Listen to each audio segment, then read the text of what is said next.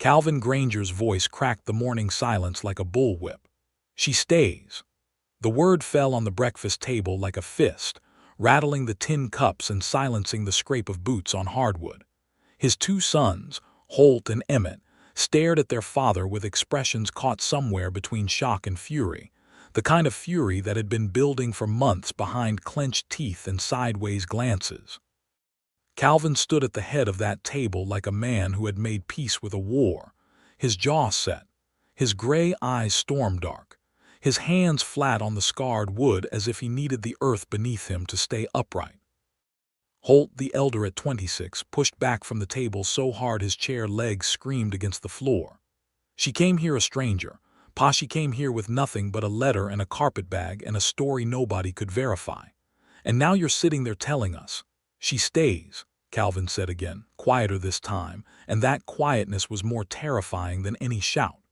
Emmett, 22 and the one who always watched before he spoke, kept his dark eyes fixed on his father's face. He had seen Calvin Granger angry before. He had seen him grieve. He had seen him endure 3 brutal winters and a drought that nearly broke the ranch beyond repair. But he had never seen this. This was something older and deeper and more dangerous than any of those things. "She is not a stranger anymore," Calvin said, and his voice had gone to something low and almost reverent, the way a man speaks about something he only just now understands is sacred. He looked at his sons one at a time, holding each gaze long enough that they felt the weight of it pressed down on their chests.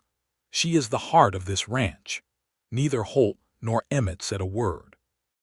The fire in the hearth popped and threw orange light across the room, and outside, somewhere across the yard, a horse shook its head in the cold morning air and stamped twice on the frozen ground. And Grace Pritchard, standing just outside the kitchen doorway with a basket of eggs she had gathered at dawn, pressed her back against the wall and felt every one of those words land inside her like something she had been waiting years to hear, even though she had never known she was waiting.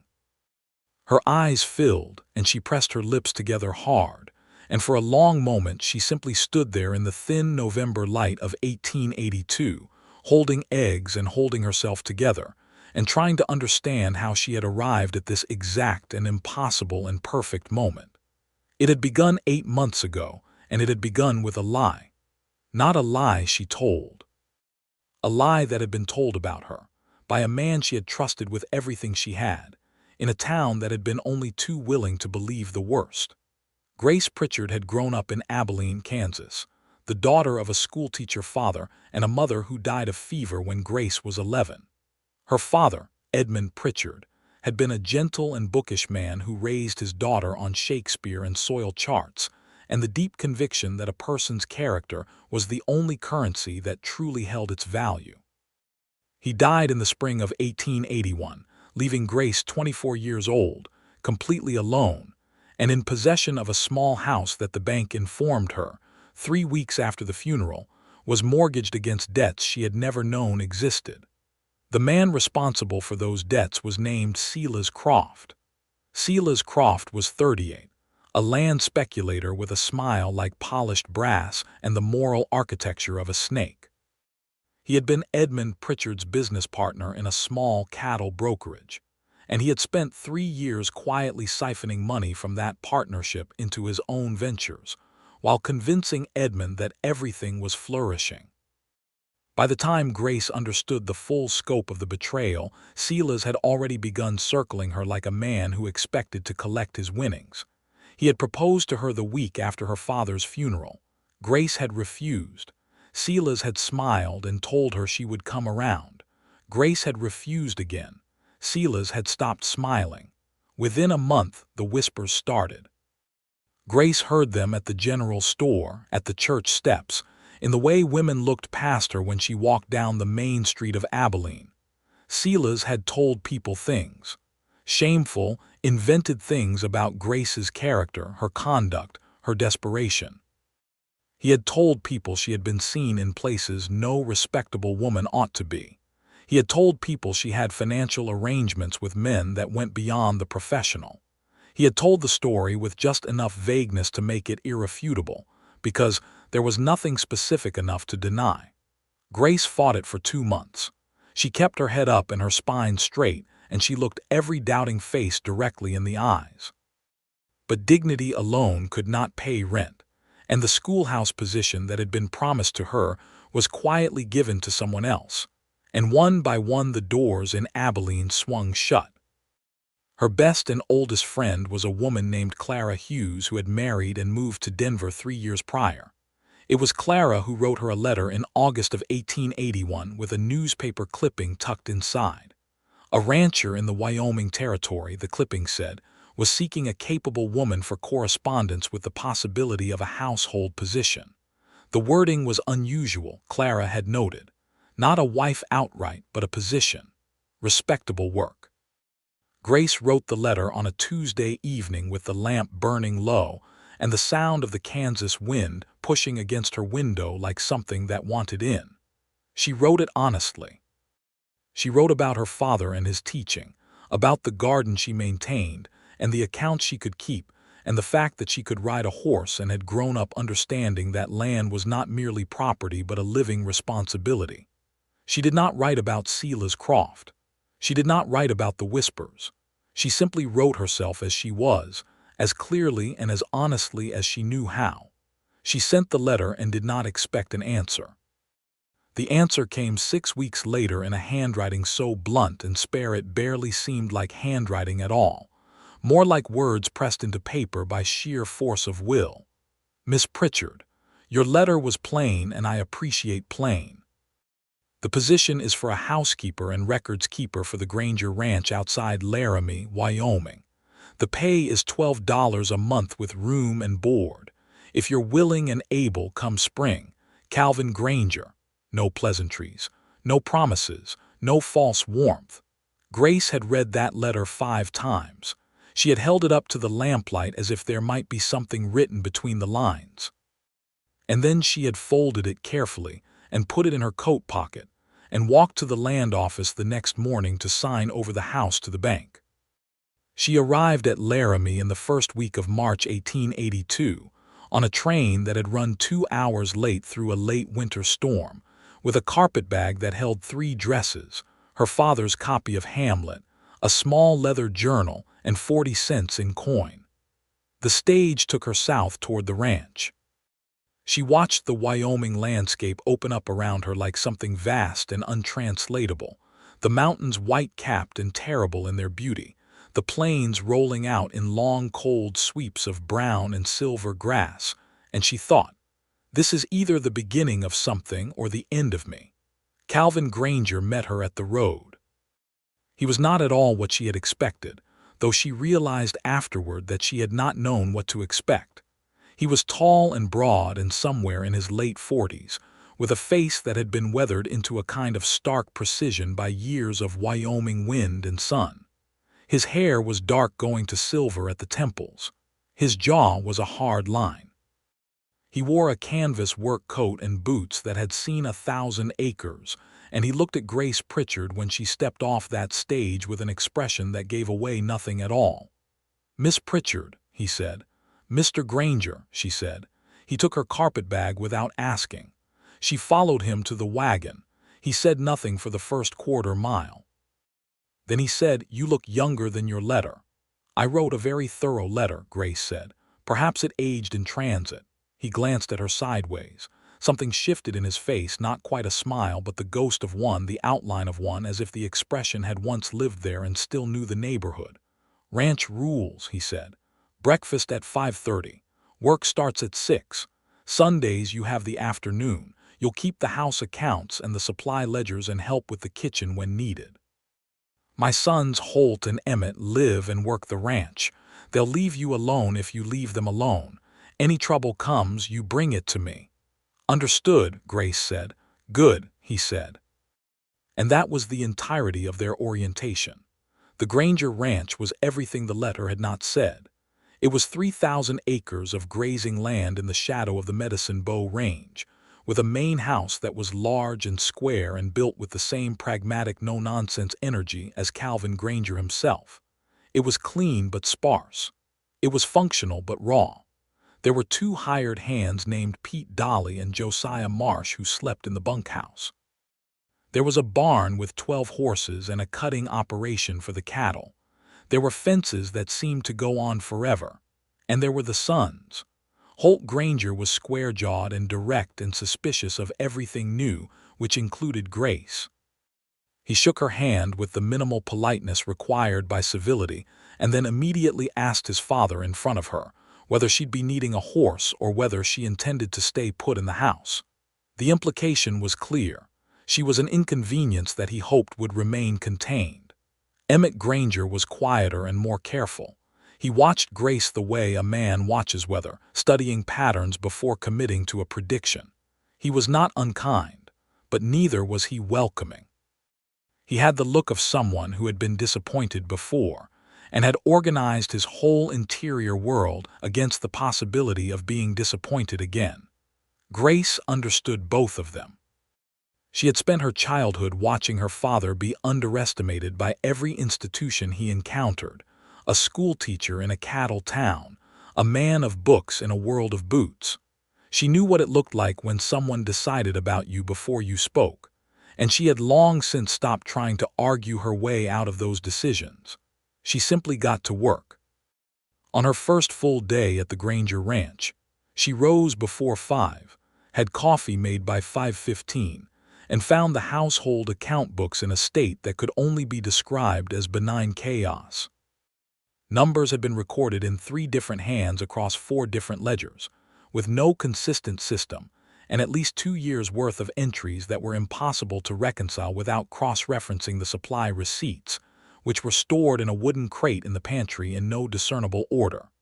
She spent the morning sorting. In the afternoon, she began building a new system, clear columns, running balances, a separate page for cattle transactions versus supply costs versus wages. When Calvin came in at the end of the day and found her still working at the kitchen table, he stopped in the doorway and looked at the spread of papers around her. "What is all this?" he said. "Your accounts," Grace said. "They were a disaster. I'm fixing them." He stared at her for a moment. "The last woman who tried to touch those books nearly cost me a season's profit." "The last system wasn't a system," Grace said pleasantly. "This one will be." He stood there another moment. Then he hung his coat on the hook and went to wash his hands. He came back to the table, looked over her shoulder at the new ledger pages and said nothing for a full minute. "Column for freight?" he asked. "Separate from general supplies, yes," she said. "You've been losing track of overcharges from the Laramie Depot. I found 3 instances in the last year where you were billed twice for the same delivery." Something moved behind his eyes. Not the ghost of a smile this time, but genuine attention, the kind of attention a man like Calvin Granger only gave to things that had proved themselves worth the trouble. "How much?" he said. $11.40, she said. He was quiet for another moment. "I'll send a letter to the depot manager in the morning," he said. "Can you draft it?" "I already have," she said, and handed him a folded page. He read it standing there at the table. He read it twice. When he set it down, he said, "You'll need to sign it from me." "Of course," she said. He turned and went to the parlor. But Grace noticed that he left the ledger open on the table, which meant he had looked at more of it before he went to bed that night, and she filed that fact away as quietly significant. The weeks folded into each other with the rhythm of ranch life, which was relentless and unglamorous and strangely beautiful in ways Grace hadn't anticipated. The mornings were cold and alive with purpose. The middays were brutal with physical work. The evenings were quiet in a way that Abilene, even at its loneliest, had never managed to be. The Wyoming silence was different from other silences. It had texture and depth, and occasionally, on the clearest nights, it felt almost like a conversation. Grace learned the land without being asked to. She learned which pastures were prone to boggy ground in spring thaw. She learned the names of all 12 horses and their individual temperaments, and she learned that the bay gelding named Atlas would respond to gentleness in ways he wouldn't respond to force. She started without really planning to, riding the fence line on Tuesday mornings to note any breaks or weaknesses. because she had realized on her second week that Pete Dolly consistently underreported fence damage in his weekly summary, and that this was costing Calvin in cattle that wandered onto neighboring land. When she brought that observation to Calvin, organized in a table with dates and locations and estimated cattle counts, he stared at that table for a long time. "You've been riding the fence line," he said. "Tuesday mornings," she confirmed. "I hope that's all right. I took the roan." "The roan doesn't let strangers ride him," Calvin said. Grace thought about how to answer that. "He let me," she said simply. Calvin looked at the table again. He dismissed Pete Dolly that same week, which created tension because Pete had family connections to a neighboring outfit, and there were social repercussions that rippled through the small community of ranches in the area. Holt blamed Grace for it, not quietly. He told his father at supper one evening that the new housekeeper was overstepping, that her job was accounts and kitchen and not ranch management decisions. Grace said nothing. "She passed the biscuits," Calvin said. "She was right about the fence." Holt looked at his father. "She was right about Pete, and now Pete's talking to Haskell Brothers about the summer grazing lease we've been negotiating." "Pete was stealing from us," Calvin said evenly. "Men who steal cost more than men who gossip. Pass the butter." The subject was closed. Grace poured more coffee, but she felt Holt's eyes on her across the table, and she understood, with the clarity of a woman who had survived Selah's Croft, that this was not finished. This was simply paused. Spring moved into summer, and summer brought the cattle drive preparation. And the preparation brought chaos of a kind that made Grace's careful ledger system the single stabilizing thread in the whole operation. Emmett, she discovered, had a mathematical mind that complemented hers in unexpected ways. He would come to her in the evening sometimes, hat in hand, and ask her to look over his feed calculations or his projected weights or his timing estimates for the drive. They were not warm exchanges, but they were respectful ones, and respect from Emmett Granger, she was beginning to understand, was not a small thing. It was during this period that Grace began, involuntarily and with some considerable alarm, to notice Calvin Granger. Not the rancher who had met her at the road with her carpetbag. Not the employer who read her letters and signed them with his own blunt signature. But the man underneath that, the one who appeared briefly and without fanfare in certain unguarded moments. The one who stopped at the fence at dusk and watched the mountains go amber and purple with an expression so privately full of feeling that Grace, passing with a basket, had stopped and stood very still so as not to disturb whatever was happening in him. The one who crouched down to examine a calf that wasn't thriving, running his large rough hands along the animal's flank, with a tenderness that was so at odds with his general exterior that Grace had to look away. The one who, on a rainy evening in early June, came inside and found Grace reading her father's copy of Hamlet at the kitchen table and didn't make a sound, and stood in the doorway for a moment that stretched just a little too long before he said, "That's a thick book for a Tuesday."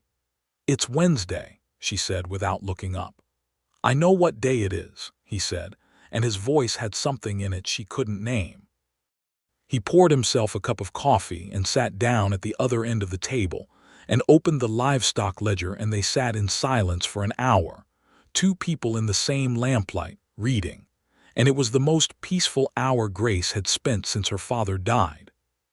She told herself firmly and repeatedly that she was noticing these things only because she was human and lonely, and had been kept at arm's length by most of the world for the better part of a year. She told herself that Calvin Granger was her employer, that he was 15 years her senior, that he had never by word or gesture implied anything beyond a professional regard. She told herself that what she felt when he walked into a room was simply the animal fact of warmth in a cold climate, the body's unconscious recognition of safety.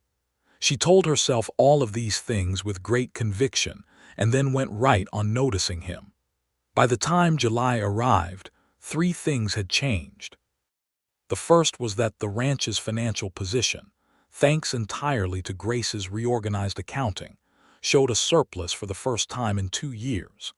Calvin received a letter from the Laramie Bank that made him stand at the kitchen table and read it 3 times, and then he looked at Grace with an expression that was not gratitude exactly, because Calvin Granger didn't do gratitude the easy way, but that was something deeper and more complicated than gratitude, something that involved recognition.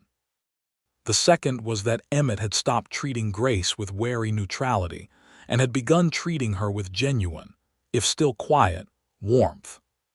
He had started leaving small things at her door, a handful of early berries he'd found on the south pasture, a piece of turquoise he'd picked up near the creek, once a carved wooden bird that he'd made himself during the slow evenings. He never explained these offerings. He didn't need to. Grace accepted each one and thanked him, and something between them had settled into a friendship that neither of them would have predicted in March. The third thing was the most dangerous of the 3. A man appeared at the Granger ranch on the 14th of July, 1882, and that man was Silas Croft. He arrived on horseback in the late afternoon with 2 companions she didn't recognize, and Grace saw him from the garden before he saw her, and for 3 solid seconds every piece of her that she had spent 12 months rebuilding turned to ash. Then she stood up straight and she thought. No. She did not run. She did not hide. She walked toward the house with her basket of vegetables, and she went inside and she stood at the kitchen window and she watched him ride into the yard. He had the same polished smile and the same self-satisfied posture and the same way of looking at everything as if calculating its price. Calvin came out of the barn. The men spoke in the yard. Grace could not hear the words, but she watched Calvin's face and she watched the way Silas gestured, expansive and charming, toward the land around them. She watched Calvin's expression give nothing. She watched Silas's companions hang back with the horses. She watched Calvin finally nod and gesture toward the house. Her blood ran cold. She was at the stove stirring nothing when the door opened and Calvin came in followed by Silas Croft. "Miss Pritchard," Calvin said, "this is Silas Croft. He represents the Continental Land Association out of Kansas. They're buying up grazing rights in the territory." Grace turned around. She kept her face completely still. Silas Croft saw her and something flickered in his eyes, fast and sharp as a match strike, before his smile widened to its full artificial brilliance. "Miss Pritchard," he said, as warmly as if they had never met. "What a remarkable coincidence." "Is it?" Grace said, not a question. "You 2 know each other?" Calvin asked. "By reputation," Grace said before Silas could speak. "Mr. Croft was a business associate of my father's in Abilene." Silas spread his hands in a gesture of friendly openness. "Edmund Pritchard was a fine man. I was sorry to hear of his passing." He turned to Calvin with the smooth efficiency of a man used to redirecting conversations. "I won't take much of your evening, Mr. Granger. I simply wanted to introduce myself and leave you with the association's proposal regarding the North Pasture grazing rights. There's no rush. Take your time reading it." Calvin took the offered papers and said, "I'll read them." Silas glanced back at Grace once before he left. It was a brief glance, barely a second, but it held a warning in it that Grace felt like a hand around her throat. She knew what the warning meant. It meant, "Don't complicate this for me." It meant, "You are on my territory, not the other way around." It meant, "I found you, and I can make things difficult here the same way I made them difficult in Abilene." She slept badly that night.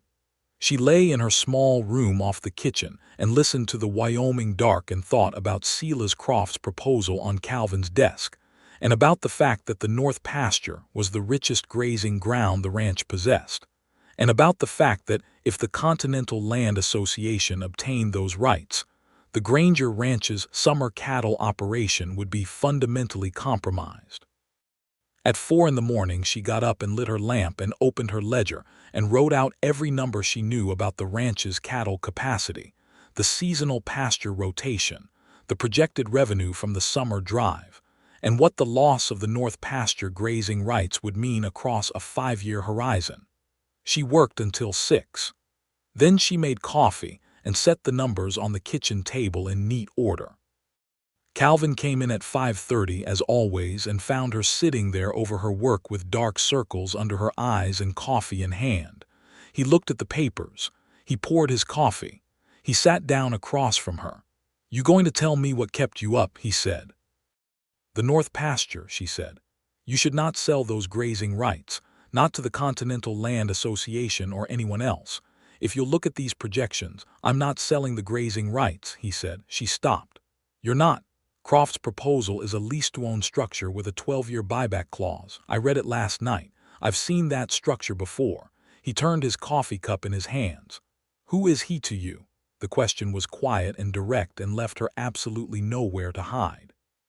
She told him everything. She sat across the table from Calvin Granger in the early light of a Wyoming morning, and she told him about her father's partnership and the siphoned funds and the mortgage she hadn't known existed, and the proposal she had refused and the whispers that had followed. She told it plainly, without ornament, the way she wrote her letters, because plain was the only language she trusted anymore. Calvin listened without interrupting. When she finished, he was quiet for a moment.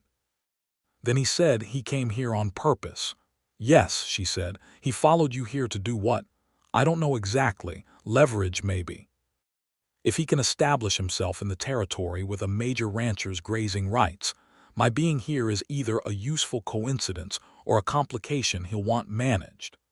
Calvin set his coffee cup down with a quiet precision that Grace had come to recognize as the external expression of something gathering internally, some decision being made at a depth where it would not be reconsidered once made. "He won't get the grazing rights," Calvin said, "and he won't come near this property again." "Calvin," she said, and it was the first time she had used his first name, without meaning to, without planning to, and the words sat between them in the morning air for a moment that lasted too long. He looked at her. She felt color rise in her face and looked at her ledger. "Mr. Granger," she corrected herself. He was quiet. Then he said very quietly, "Calvin is fine." The next 3 weeks were a kind of escalation. Silas Croft did not come to the ranch again, but he made his presence felt in other ways, the way men like Silas always made their presence felt. There were whispers in Laramie. A woman at the general store looked at Grace with something cool and assessing when she came in with Calvin and Emmett for the monthly supply run. There was a letter to the Laramie County Recorder's office questioning the legitimacy of certain of the Granger Ranch's grazing boundaries, a legal challenge that had no real merit but would require time and documentation to address. And one afternoon, Pete Dolly appeared in town and told a version of events at the saloon in which Grace Pritchard had engineered his dismissal for refusing her inappropriate advances. Emmett heard about it at the farrier's and came home with his jaw set and his eyes cold, which was about as close as Emmett ever got to fury. He told Calvin. Calvin was silent for a very long time. Then Holt heard. And Holt, who had been Holt all along, came to Grace in the kitchen the next morning with his arms crossed and his expression arranged into the architecture of a man who believes he is being reasonable. "I think we need to discuss your future here," he said. Grace set down her spoon. She turned around and looked at him. "People are talking," Holt said. "I know you say it's this Croft fellow spreading it, but people are talking, and that kind of talk sticks to a ranch. It sticks to a family. Emmett's engagement prospects in this county are already limited, and this isn't helping." "Emmett doesn't have an engagement prospect," Grace said.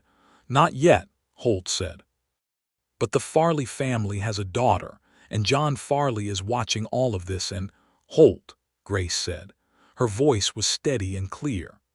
"The stories being told about me are false. They were manufactured by a man who defrauded my father and is now attempting to defraud yours. I am not going to leave this ranch because a land speculator finds my presence inconvenient. And if you would like to discuss the protection of your family's reputation, I would suggest that the most effective strategy is defending the truth rather than surrendering to the lie." Holt stared at her. He had the look of a man who has walked into a room expecting an empty space and found a wall. "That easy for you to say," he said finally. "It is the furthest thing from easy," Grace said. "I know exactly what it costs. I paid it in Abilene for 2 months before I came here. I am not going to pay it again." He left the kitchen. Grace turned back to the stove. Her hands were trembling very slightly, and she pressed them flat against the worktop and breathed until they stopped. That evening, Calvin came into the kitchen and found her sitting with her journal open but not writing, looking at the window and the dark beyond it. "Holt spoke to you," he said. "It wasn't a question." "He did," she said. Calvin sat down at the table across from her. He was still in his work clothes, still dusty from the day, and he looked like he'd been deciding something for hours. "I'm going into Laramie tomorrow to speak to the county recorder," he said. "The challenge to the grazing boundaries is nonsense, and it'll be resolved in an afternoon. And then I'm going to have a word with Silas Croft." "Calvin," Grace said, and this time the name came without embarrassment, just concern. "Don't do anything that— I'm not going to do anything that causes trouble," he said. "I'm going to be very clear with him about what the law says and what I expect. That's all." She nodded. A moment passed. "You could have left," he said, not accusatory, curious. "I could have," she agreed. "Why didn't you?" She thought about how to answer. She thought about the roan horse and the ledgers and the Tuesday fence rides and the Wednesday evening with Hamlet, and the way the mountains looked at dawn from the kitchen window, and the way she felt when she heard his boots on the porch each morning, that involuntary settling into place feeling that she had never had a name for. "Because this is worth staying for," she said. And she meant the ranch. She meant it about the ranch. He looked at her for a moment in that particular way he had developed over the months, that way that was not quite a look and not quite a conversation, but something that existed in the territory between them that neither of them had formally named. "Good," he said, and went to wash his hands. Calvin went to Laramie the next morning. He came back that evening with the grazing boundary challenge formally withdrawn, a note from the county recorder confirming the Granger ranch's legal standing, and a silence about his conversation with Silas Croft that was dense with things not said. Emmett told Grace quietly, 2 days later, that word around town was that Silas Croft had departed the Wyoming territory, and that the Continental Land Association had withdrawn its interest in the Laramie County area. He told her this while they were going over the fall cattle tallies at the kitchen table, without looking up from the numbers, in the same tone he might use to report favorable pasture conditions. "Thank you for telling me," Grace said. "Pa handled it," Emmett said, still looking at the numbers. "He's good at handling things when they matter to him." She looked at Emmett. He had the slight, precise expression of a man who has just said more than he appears to have said. She looked back at her ledger. August arrived with its particular Wyoming beauty, the grasses gone gold, the creek still running clear from the summer snowmelt, the evening skies performing their extravagant exhibitions of color above the Medicine Bow Range. Grace had by this point been on the ranch for 5 months and had stopped feeling like a visitor in it. She knew every room of the house and its particular temperament in different weather. She knew the way the second step on the back porch creaked, and the way the big parlor window let in a draft when the north wind was strong, and the particular squeak of the pantry door hinge that had never been properly oiled. She had also, without ceremony or planning, become someone the ranch functioned around, not just the accounts and the kitchen. She had negotiated a better price from the Laramie grain merchant by cross-referencing 3 years of their supply invoices and demonstrating a pattern of slight overcharging. She had organized the annual cattle inventory in a way that saved Emmett 4 days' work. She had corresponded with a veterinarian in Cheyenne about a recurring respiratory condition in 2 of the horses and implemented a treatment protocol that worked. She had, on a Sunday afternoon when a flash thunderstorm caught Pete Dolly's replacement, a good-natured young man named Thomas Webb, out with a group of the young cattle in the south pasture, gone out on Atlas and helped bring them in before the lightning got dangerous. That last one had produced a reaction from Calvin that she was still thinking about weeks later. He had come out of the barn and seen her coming in with Thomas, soaked to the skin, her hair entirely unraveled from its pins, with the young cattle moving around them in the last of the storm light. He had stood in the barn doorway and watched them come in, And when Grace slid down from Atlas and handed the reins to Thomas and pushed her wet hair out of her face, she had looked up and found Calvin's eyes on her. He had such dark eyes. She had thought about this more times than she cared to admit. They were gray in certain lights and something closer to deep green in others, and they communicated things he never said out loud, which meant that if you wanted to know what Calvin Granger was actually thinking, you had to learn to read the specific language of his gaze, which Grace had apparently been doing without intending to, for months. What was in his eyes that evening as she stood in the rain-soaked yard with her hair down was something she did not know how to classify. She had never seen it directed at her before. She had never been looked at in precisely that way, with that much undisguised intensity by anyone. He looked away before she could be certain of what she'd seen. He said, "Get dry. There's hot coffee on." She went inside and changed her dress and wound her hair up again and poured herself coffee with hands that were trembling for a reason that had nothing to do with the cold. It was Emmett who crystallized things for her, as Emmett so often did. They were working late on a Thursday in mid-September, going through the fall supply orders when Emmett set down his pencil and said without preamble, "Do you know why my mother left?" Grace looked up. In 5 months no one had mentioned Calvin's wife. "No," she said carefully. "She left when I was 8, Emmett said. He wasn't looking at her, looking instead at a point somewhere beyond the kitchen window. She went to her sister in Denver and sent a letter 3 weeks later saying she wasn't coming back. She said the ranch was too much and Pa was too much and she had married the ranch instead of a man." The kitchen was very quiet.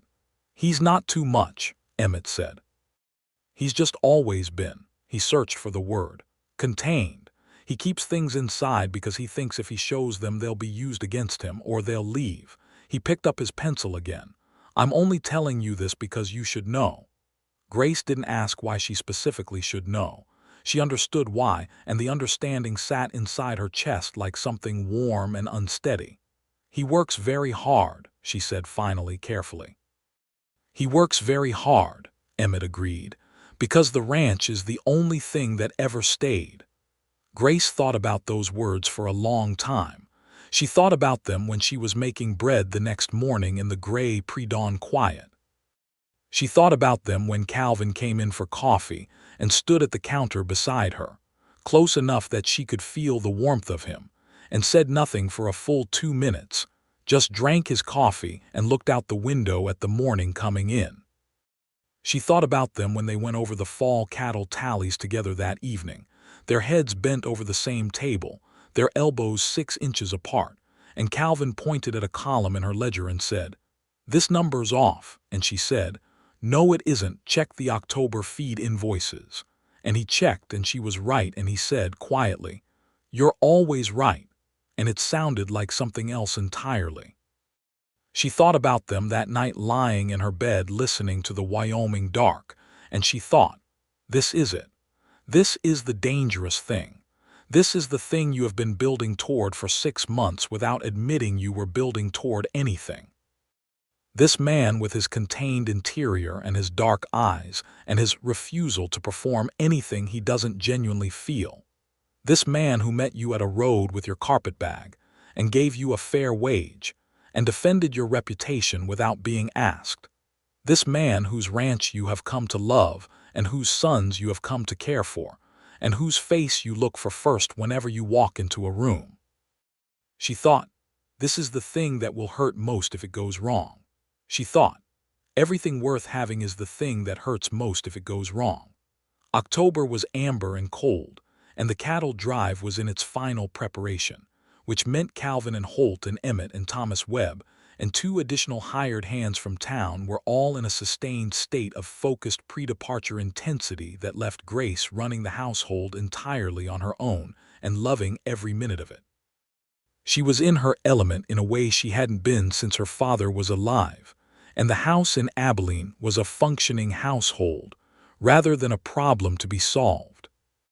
She cooked and organized and kept the books and rode the fence line, and on a particularly cold Thursday, identified a section of the north pasture fence that had come down in the night wind, and ridden out to locate the 3 steer that had escaped before they wandered past the property boundary. She found the steer. She drove them back. She nailed a temporary repair on the fence post with a hammer she'd brought in her saddlebag because she had started, as a matter of habit, bringing a hammer in her saddlebag. Calvin found out about the fence repair when Thomas mentioned it at supper, and he looked at Grace down the length of the table with that look again, the one she was still trying to classify, only now it was less ambiguous. Now it was something she recognized because she felt the same thing in her own chest when she looked at him. Holt, watching his father watch Grace, saw it too, which was where the trouble finally came to its head. The night before the cattle drive departure, Holt came to Grace in the kitchen after supper while Calvin was in the barn doing final checks and Emmett was in his room. He came with his hat in his hands for once, which was unusual enough that Grace set down her dish towel and gave him her full attention. "I want to say something without it turning into an argument," Holt said. "All right," Grace said. He worked his hat brim with his hands. "I've been unfair to you," he said. "I want to acknowledge that.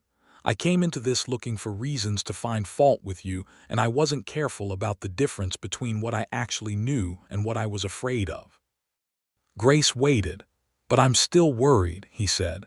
"Pa hasn't been. He doesn't let people close to him. When he does and it goes wrong, it takes him years. It took him years after Ma left. I don't want to watch that happen again." "Holt," Grace said gently, "what exactly are you asking me?" He looked at her directly. "I'm asking if you intend to stay." The question sat in the kitchen between them like something living. "I intend to stay," Grace said. "This is my home now, not because I have nowhere else to go. I have enough saved now to go elsewhere if I needed to.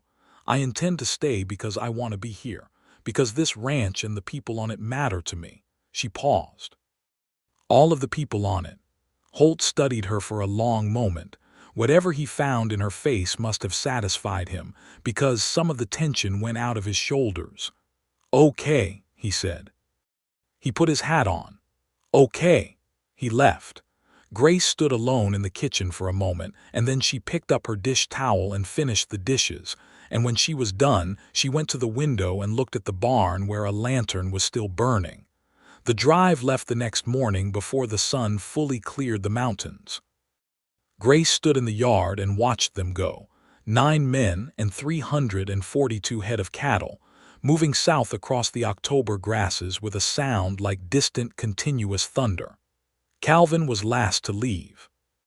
He pulled his horse up at the yard's edge and turned back, and Grace was standing there with her coat pulled around her and her breath making small clouds in the cold air, and they looked at each other across 50 yards of distance. He raised one hand, a brief, contained gesture. She raised hers back. He turned his horse and rode after his sons. Grace stood there until the sound of the cattle was gone and the yard was completely quiet, and then she went inside and got to work. The drive was 3 weeks. In those 3 weeks, Grace organized the winter supply inventory, corresponded with the Cheyenne veterinarian about updating the ranch's medical protocols, drafted a letter to the Laramie grain merchant formally renegotiating their supply contract, and began, with careful attention, a comprehensive 5-year plan for the ranch's financial development that incorporated projected cattle prices, feed cost trends, and a proposal for a small expansion of the horse breeding operation that she had noticed, in Emmett's records, had been generating a quietly disproportionate return. She also, on the evenings when the house was quiet and the lamplight was warm and the Wyoming wind talked against the windows, wrote in her journal, not about accounts. She had always kept a private journal, since childhood, since her mother's death, and what she wrote in it was never the organized surface of things but the interior reality beneath them. She wrote about Emmett and Holt. She wrote about the ranch itself, and the way it had changed her, the physical reality of it, the way she had grown stronger and more competent and more confident in her own body's ability to do necessary things. She wrote about Wyoming in autumn, the light and the cold and the particular quality of the silence. And she wrote about Calvin. She wrote about him carefully and honestly, the way she wrote everything, and what she wrote was this: she was in love with him. She had been in love with him for months, probably since somewhere around June, since the evening with the hamlet and the lamplight and the hour of shared comfortable silence that had felt more intimate than most conversations she had ever had. She loved him for his directness and his integrity and his contained depths and his rough hands and his refusal to perform, and his absolute reliability, and the ghost of a smile that appeared in his face sometimes when she said something unexpected. She also wrote about the fear that what she felt was one-sided. The fear that Calvin Granger, who had been left, who had organized his whole self against the possibility of being left again, had placed her in the category of capable, trusted employee and would never move her out of it. The fear that even if he felt something, he wouldn't say it, couldn't say it, and they would spend years in this near miss of a life, close and necessary to each other, and never quite crossing the remaining distance. She closed the journal and banked the fire and went to bed. They came back on a Thursday. She heard them before she saw them, the particular sound of trail-weary horses and tired men and the absence of cattle. She had hot food on the stove and fresh bread on the counter and coffee ready before they were unsaddled. Calvin came in last, as always. He was trail-worn and dusty and had 4 days' growth of beard, and he stood in the kitchen doorway and looked at Grace standing at the stove and the room full of warmth and food, and he said, "Prices were good. Best we've had in 3 years." "The timing was right," she said. "If you'll look at the October market reports I pulled from the Laramie paper, you drove to Price." She turned around to hand him the papers and found him closer than she expected, only a foot away, and she stopped. He looked at the papers she was holding out. He looked at her. "The drive was 3 weeks," he said. "I know," she said. "It felt longer," he said. And it was absolutely clear in the specific quiet weight of those 3 words that he did not mean the drive felt longer because the trail was difficult. Grace set the papers on the counter beside her. Her heart was doing something it had been trying to do for months. "There's bread," she said. Her voice was perfectly steady because she had decided to be a person who was perfectly steady. "And roast." "Grace," he said. She had never heard him say her first name before. Just that. Just her name in his voice, low and direct, and without any of the careful professional distance he had maintained for 8 months. "Yes," she said. "I don't say things I don't mean," he said. "I want you to understand that. I don't say things that aren't true."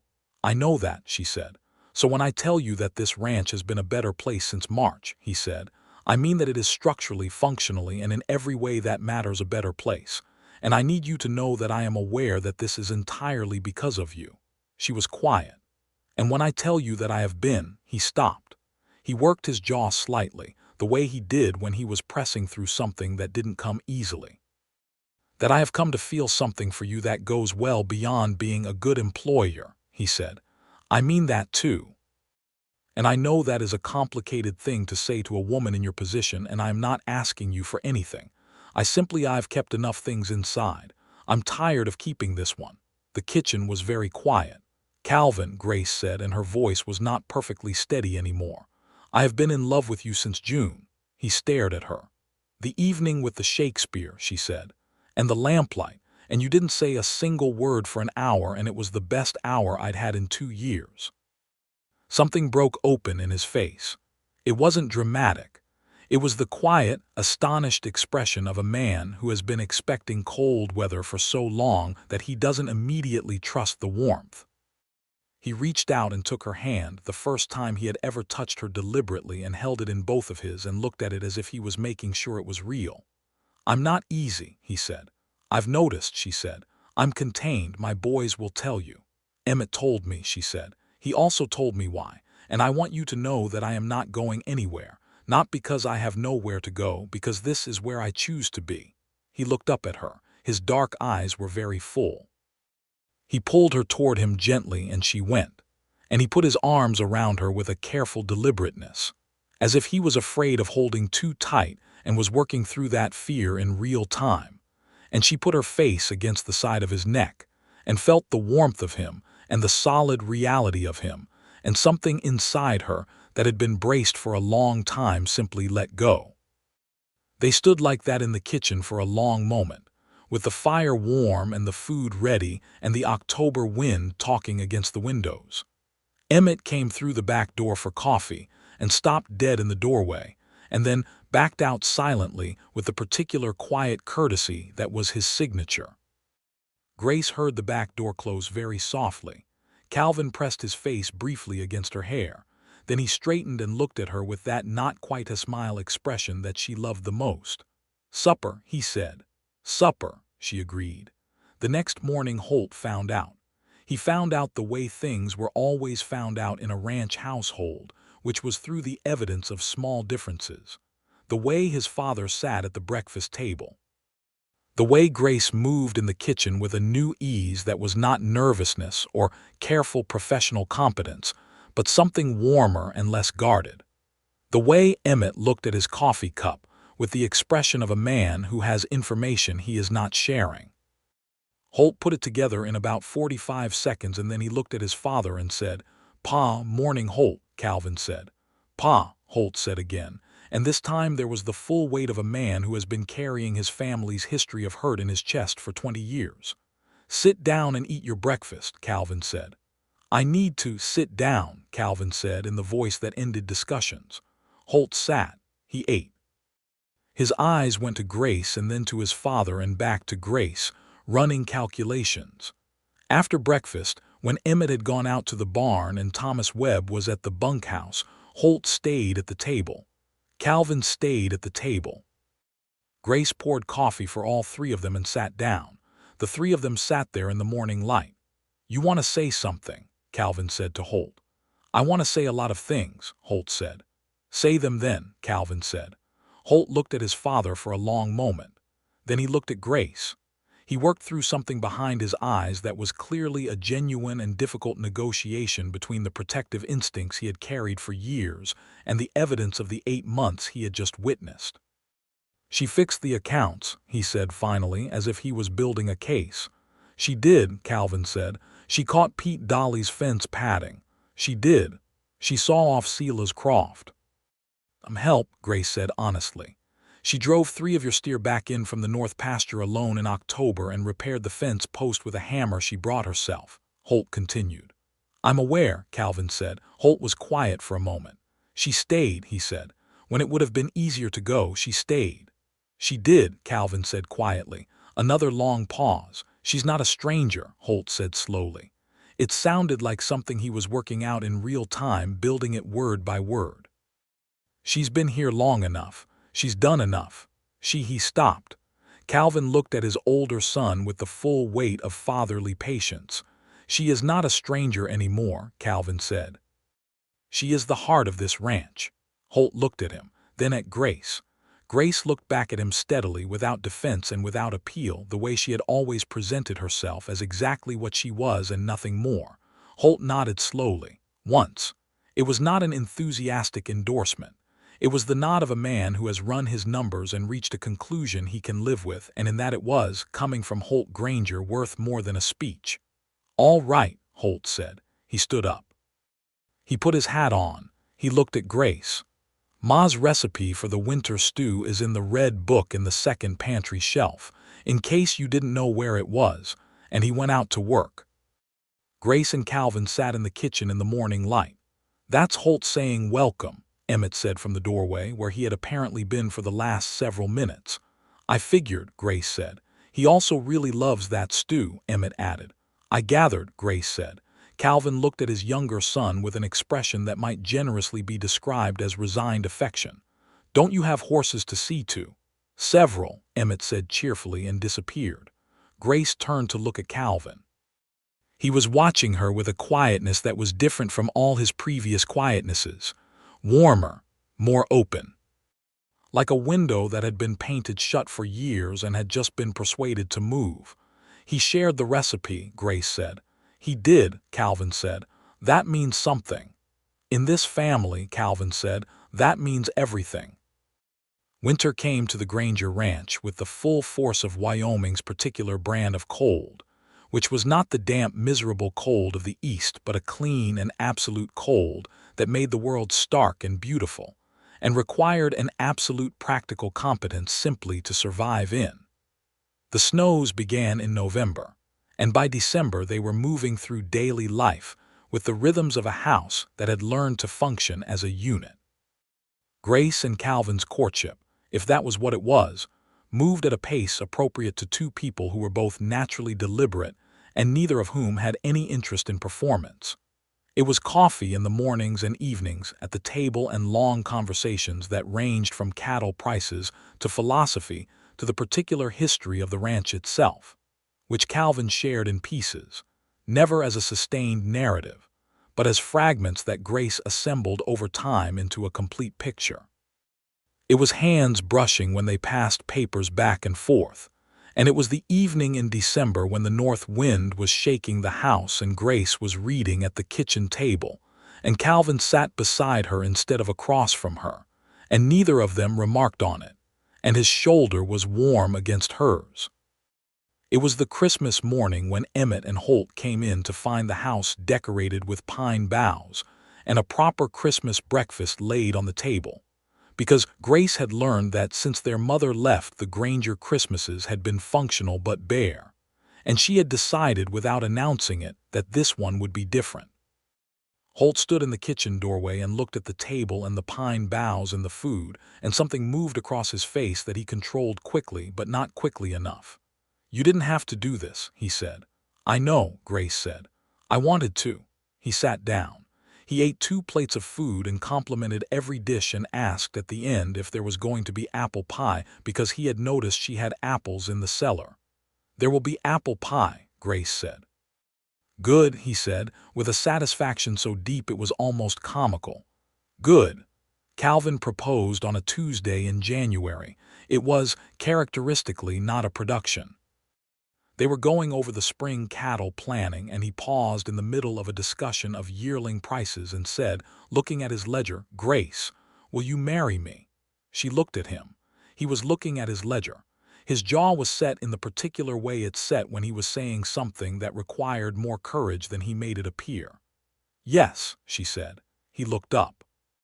The full depth of what that word cost him and what it meant to him was visible in his face for exactly 3 seconds before he pulled it back behind his usual containment. But she had seen it. She had learned his face. She kept everything she saw in it and held it carefully. "Good," he said. "We'll go to Laramie next week." "To the jeweler's?" she asked. "And the Reverend," he said. "Oh," she said, "that quickly." He looked at her steadily. "I'm 49 years old, Grace. I don't see the benefit of waiting." "No," she said. "Neither do I." They were married in Laramie on a bright January day in the Reverend's parlor with Holt and Emmett as witnesses and Thomas Webb waiting outside with the horses.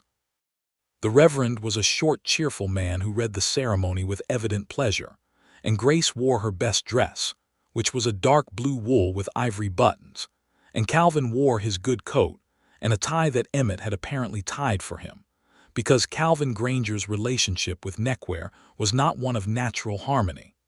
Grace had a simple gold band that had belonged to Calvin's grandmother, which he produced from his inside coat pocket with the air of a man who had thought about this carefully. She said yes. She said the full words. He said them too in his direct and quiet voice, without decoration but with absolute seriousness, which was the only way Calvin Granger ever made a promise. When the Reverend said he could kiss his bride, Calvin looked at Grace with an expression she had never seen him direct at the world and only rarely at her, fully unguarded, fully present. The contained man entirely unconstrained for one moment, and he kissed her with a gentleness that she had not predicted, but that made complete sense, because a man who holds everything carefully holds tenderness carefully too. Emmett shook Calvin's hand and then, with an expression of slight surprise at himself, hugged Grace. She hugged him back. Holt shook Calvin's hand. Then he looked at Grace and said, "Welcome to the family, Grace." And that was the most he had said to her about anything personal in 10 months, and it landed like something final and true.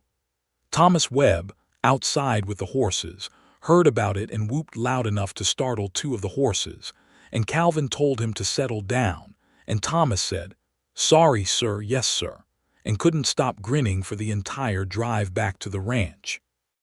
Winter passed into spring, and spring brought the particular renewal of the Wyoming landscape that Grace had now seen twice, but the second time with a different quality, not the anxious scrutiny of a newcomer finding her footing, but the deep, satisfied recognition of someone who belongs to a place. The south-facing slopes greened up first, and the creek ran fast and noisy with snowmelt, and the ranch came alive with the business of calving season, which was exhausting and occasionally dramatic, and which Grace participated in without being asked, sitting up through 2 cold nights with a difficult heifer until Calvin came to relieve her and found her there at 3 in the morning, calm and practical, and looked at her with that expression. By April she was certain she was expecting. She told Calvin on a Sunday morning when the sun was coming in through the bedroom window and the ranch was quiet for once, just the two of them in the particular piece of early morning. He went very still. Then he turned to look at her, and his face did the thing it did in the Reverend's parlor, the full unguarded thing, and he said, "Are you certain?" "Fairly," she said. He was quiet for a moment. Then he said, "Are you well?" "I'm well," she said. "I'm very well." He put his hand against her face with a care that she would remember for the rest of her life. He didn't say anything else for a moment. He didn't need to. "Good," he finally said, in the voice that he used for everything that mattered most. She told Emmett first of the sons, because she knew Emmett would give her the honest and calibrated response. His face went through surprise and then pleasure and then a careful look. "Is Pa over the moon?" Emmett asked.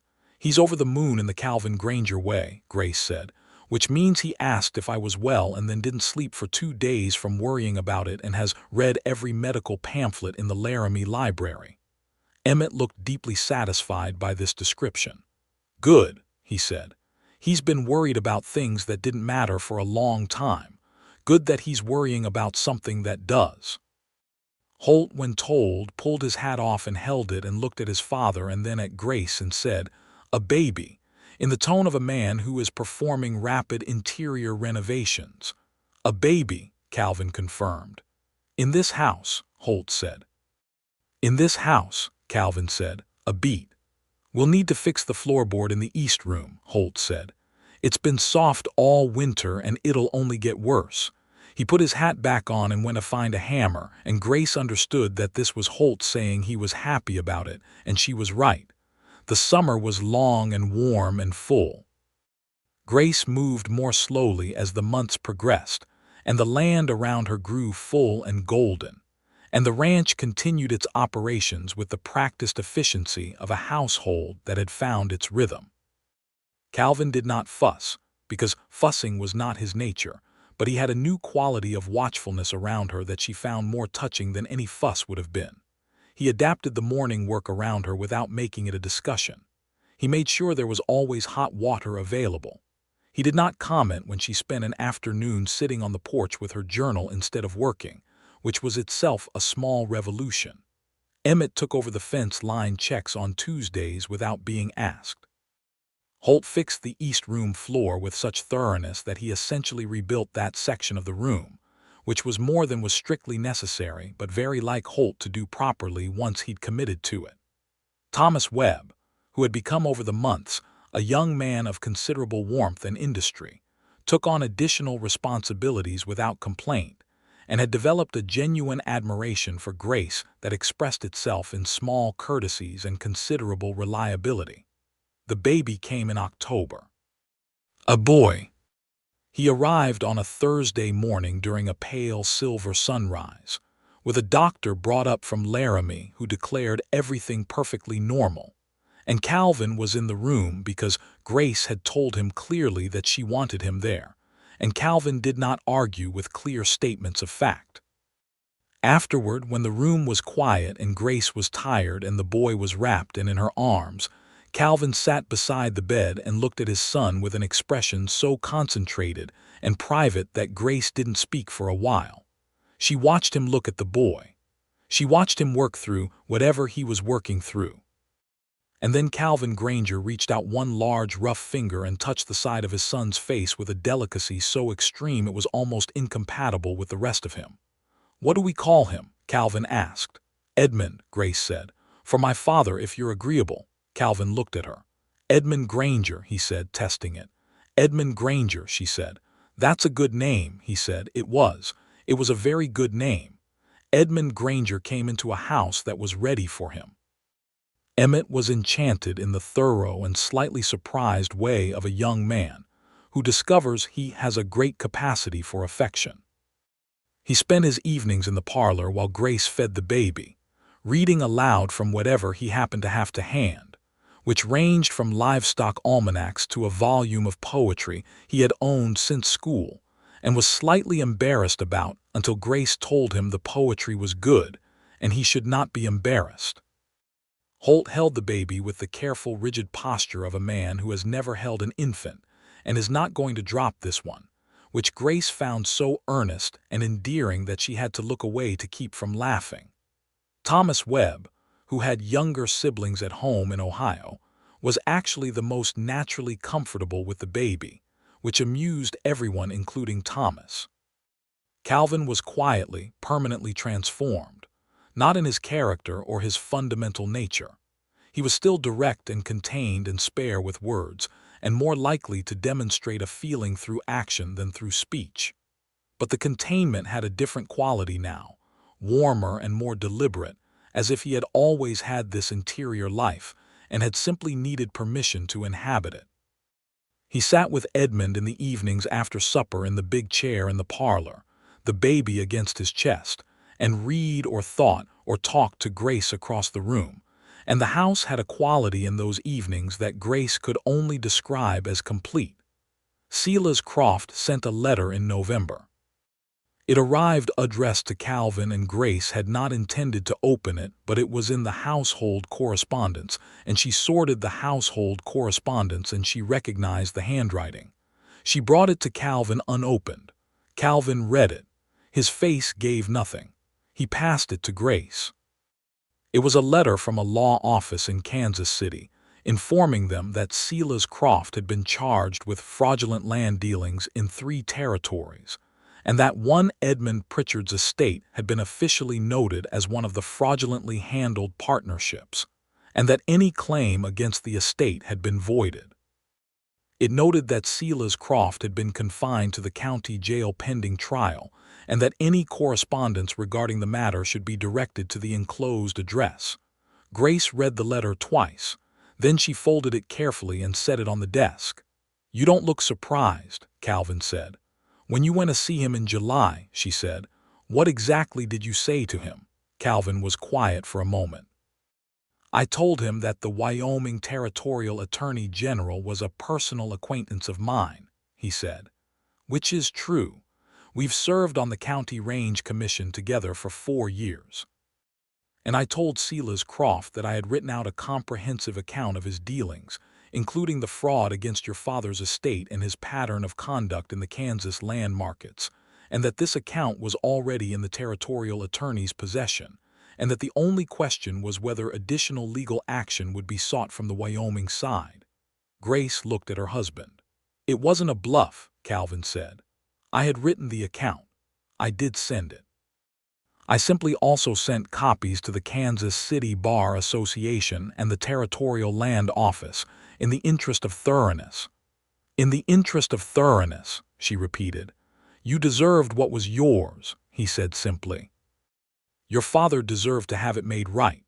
Grace looked at the folded letter on the desk for a moment. Then she looked at Calvin. She crossed the room and put her arms around him and held on, and he held her back in that careful, deliberate way of his, and she pressed her face against his shoulder and felt something settle in her that had been unsettled since her father died. "Thank you," she said.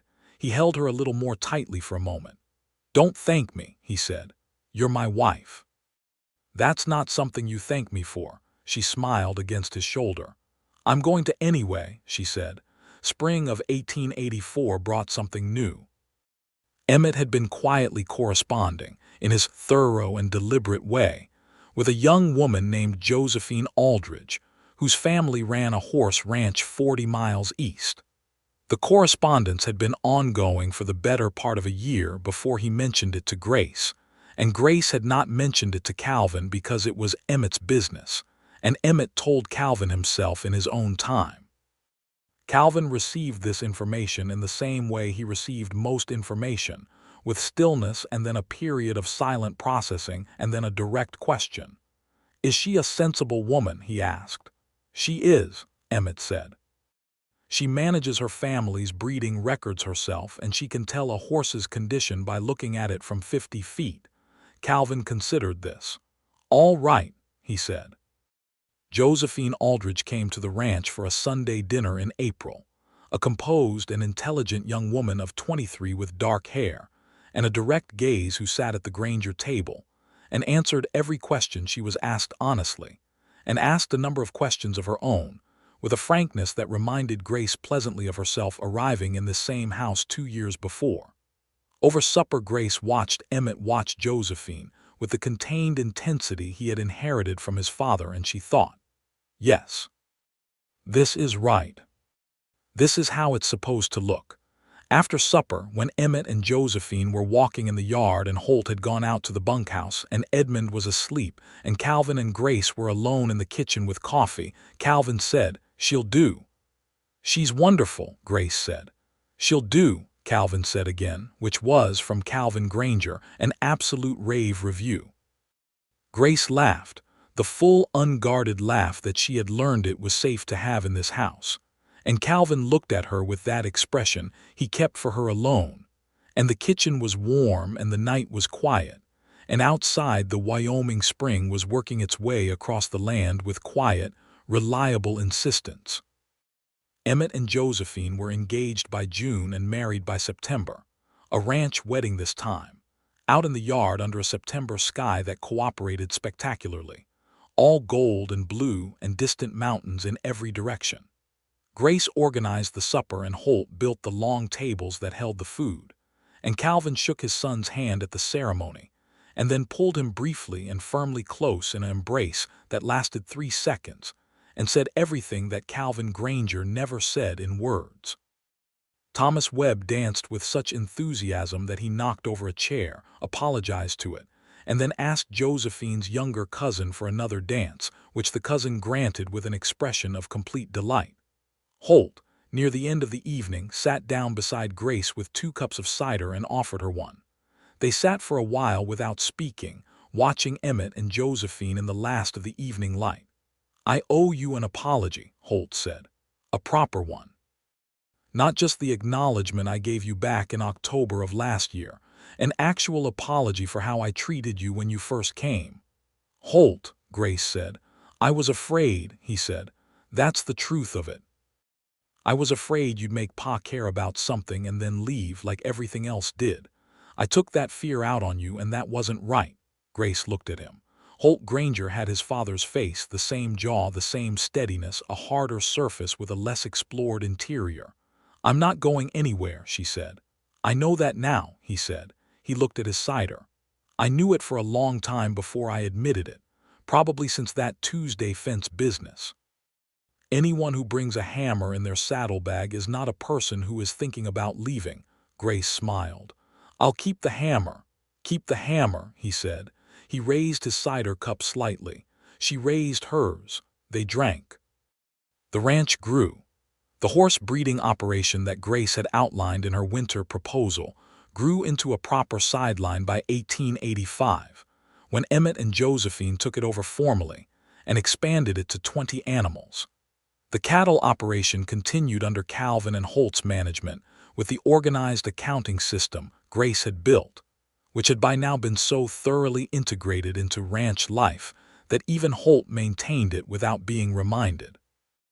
Edmund turned 2 in October of 1885 and spent the birthday running in circles in the kitchen yard with a persistent and joyful energy that exhausted everyone around him except Calvin, who watched his son with an expression of such uncomplicated happiness that Grace stood at the kitchen window and held on to that image as something she would carry for the rest of her life. Josephine was expecting by the spring of 1885, and she and Emmett had moved into the rebuilt East Room while plans were made for a second house on the property. A practical decision for the ranch's future, and one that gave both households their proper independence. The second house was Calvin's project in the sense that he oversaw it himself, working beside the carpenter he'd hired from Laramie with the same focused energy he brought to everything. Grace found him at the site one afternoon, both hands on a beam, looking at the structure going up, and she stood beside him and looked at it too. "It'll be solid," he said. "Everything you build is solid," she said. He looked at her.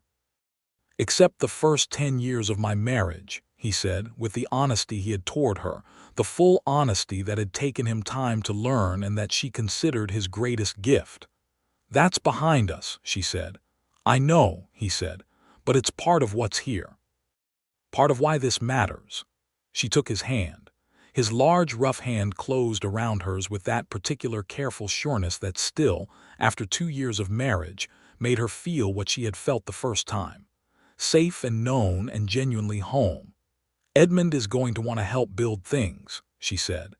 Calvin looked at their son across the yard, where Edmund was earnestly attempting to dig with a small stick he had found. "He'll need to wait until he's old enough to hold a hammer properly," Calvin said. "I could teach him," Grace said. "I'm quite good with a hammer." Calvin looked at her sideways. "I know," he said.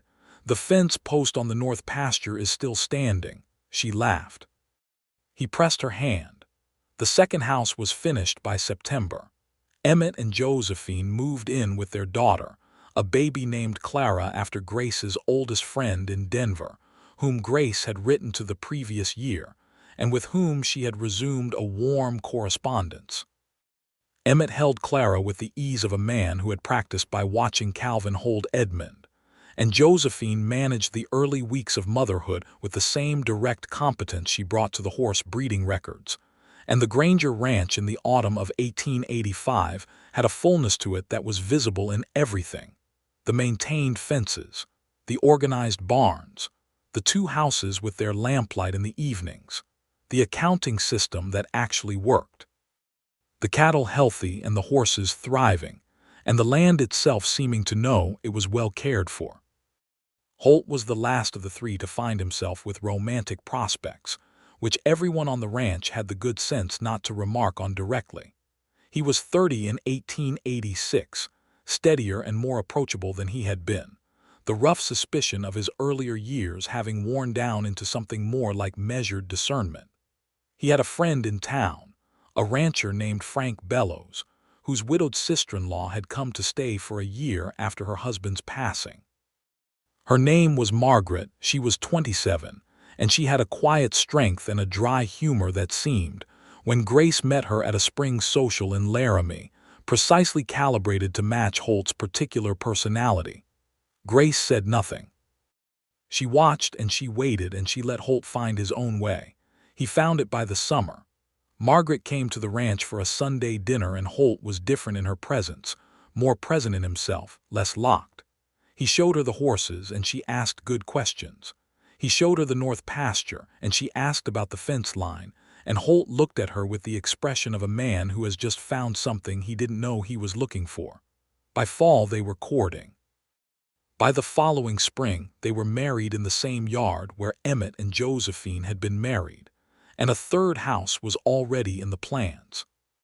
Calvin stood beside Grace at the ceremony, and she felt his hand find hers during the vows, not for comfort, not for anything but the simple desire to be connected to her in this moment. And she held his hand and watched Holt say his words with the gravity of a man who had waited long enough to know exactly what they meant. After the ceremony, when the supper was over and the yard was full of the low, comfortable sound of family, and the evening light was doing its Wyoming best across the western sky, Calvin found Grace standing at the edge of the yard looking out across the pasture. He stood beside her and they looked at the land together, the land she had come to on a March stage with a carpetbag and 40 cents, and the last of her faith in her own capacity to begin again. 8 years ago this spring, she said. 8 years, he said. The mountains were going amber and pink above the far line of the ranch. Edmund was chasing fireflies in the first warm evening of the year, his small figure running in wide arcs across the grass with a pure and absolute joy. Inside the first house, Clara was asleep in her cradle, and Josephine was reading at the window. Margaret and Holt were talking with Frank Bellows near the barn. Thomas Webb, still with the ranch after all these years, was teaching one of the newer hired hands a card game of questionable repute at the bunkhouse steps. The ranch was alive. The ranch was full. "Do you regret it?" Calvin asked.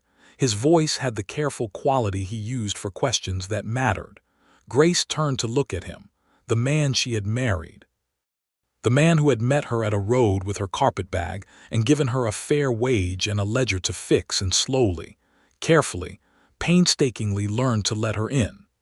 The man with the ghost of a smile and the dark gray eyes and the rough hands that held things gently. The man who had written letters to attorneys on her behalf and read Shakespeare at her kitchen table and said her name in a way that made everything stop. "Not for a single moment," she said. He looked at her the way he had in the Reverend's parlor and in the kitchen with the lamplight and on 100 mornings across the table and in every quiet evening since. He looked at her the way a man looks at the only permanent thing in his life. "Neither do I," he said, and pulled her close. Edmund ran past them with his firefly jar, shouting something triumphant and incomprehensible, and Calvin laughed, his full laugh, the one that came rarely and meant everything. Grace put her head against his shoulder and watched their son run across the land that was theirs, all three of them, and the ranch that had needed a heart and had finally found one. The stars came out over Wyoming one by one, the way they always did, without ceremony and without fanfare, simply appearing in the dark because that was what they did, because the dark and the light were both just parts of one long continuing thing, and the Granger ranch settled into its evening with all its lamps lit, and all its people accounted for, solid and certain and deeply, completely alive. Grace Pritchard Granger stood in the yard under those stars with her husband's arm around her and her son's laughter in the air and thought, "I stayed." She thought, "I was right to stay." She thought, "This is what it is to be home, not a place you were born to, not a place handed to you. A place you chose and fought for and built yourself into, until the land and the people and the work and the love were all one thing, inseparable, with no seam between where you ended and where the belonging began." The fire in the main house was banked low and warm. The horses were still in the barn. The ledgers were on the desk, perfectly maintained, columns balanced to the last cent. The fence line was solid. The accounts were in order.